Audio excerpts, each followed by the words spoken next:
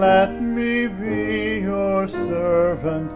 Let me be as Christ to you. Pray that I may have the grace to let me be your servant too. We are pilgrims on a journey. We are travelers on the road.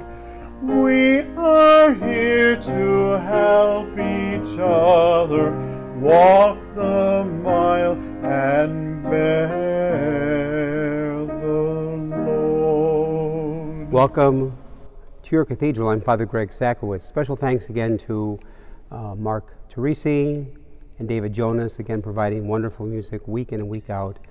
Your voice, Mark, is so beautiful, and David on the piano, you are terrific. So David and Mark, thank you.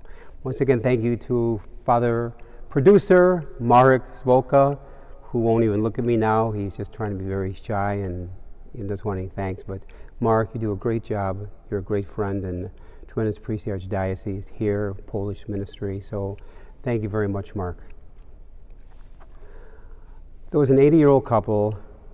All the man did was complain. Complained about his wife, the children, the grandchildren, his part-time job, the house, the neighborhood, the animals, everything. All the guy did was complain.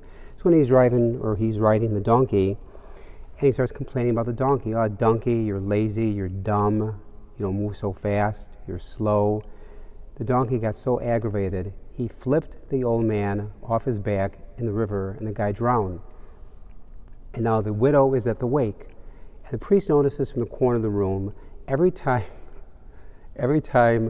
a man comes forward to the widow, she shakes her head no. Every time a woman comes forward to offer deeper sympathy, she shakes her head yes. At the end of the wake, the priest says, I hate to get personal, but I noticed for every man who came up to you, you shook your head no. Every woman who came up to you, you shook your head yes. What's that all about? And the widow simply said, every man came up to me and said, can I get you anything? And she said, no, I'm fine. Every woman who came up to me asked, can I rent the donkey?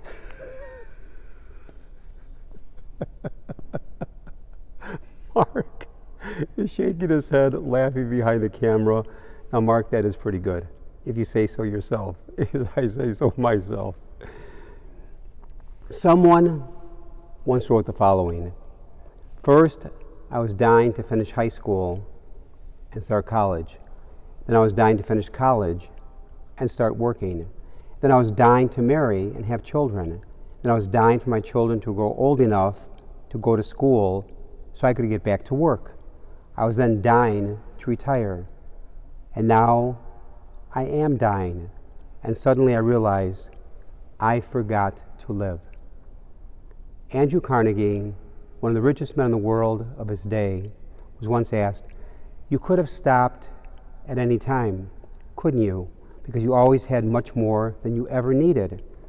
And Carnegie replied, yes, that's right, but I could not stop. I'd forgotten how to. Isn't that sad? Many people have forgotten or are afraid to think, wonder, and live a life for others in service.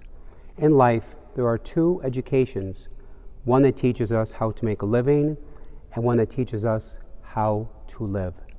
Society can teach us how to make a living, but today's gospel, this 29th Sunday in Ordinary Time this weekend, today's gospel beautifully reveals life's deepest secret, how to live and what to live for. How to live and what to live for. Jesus says in today's gospel, anyone among you who aspires to greatness must serve the rest. Whoever wants to rank first among you must serve the needs of all. The Son of God has not come to be served, but rather to serve. The German theologian Karl Rahner says the following so powerfully: in God we live and move and have our being. In God we live and move and have our being. Helen Keller was blind and deaf. When somebody once asked Helen Keller what caused her greatest suffering, her blindness or her deafness, she replied without hesitation, "My deafness." Are we deaf to living out the gospel challenge more seriously in our own lives? Do we hear and believe only what we want to hear and believe? In the Great Depression of the 1930s, government agents used to travel through the mountain area of the Tennessee area, making on-the-spot appraisals of the needs of the very poor farmers. They would give on-the-spot money to buy food or to make necessary repairs to their very feeble shack or home. One agent found a very poor woman, elderly, in a cabin. The cabin had a dirt floor, many broken windows around her little cabin. He said to her, "If I gave you a check right now for $200, how would you use the money?" The elderly poor woman thought for a second and said, "I reckon I give it to the poor people here in the mountains." That elderly woman had developed the art of focusing on the needs of others rather than her own needs and problems. Keep in mind this weekend's gospel of living for others and serving the needs of others while listening again to the regrets of a wasted life of living for oneself. As I mentioned in the very beginning of this presentation, first, I was dying to finish high school and start college. And then I was dying to finish college and go to work. And then I was dying to marry and have children. Then I was dying for my children to grow old enough for school so I could return to work. Then I was dying to retire. And now I am dying. And suddenly I realize I forgot to live. Only when we are able to give life away do we find life. Only when we are able to give life away do we find life. For all of us, I shall pass this world but once. Any good, therefore, that I can do, or any kindness I can show to any human being, let me do it now. Let me not defer or neglect it, for I shall not pass this way again. May God bless all of you this upcoming week. And hold on.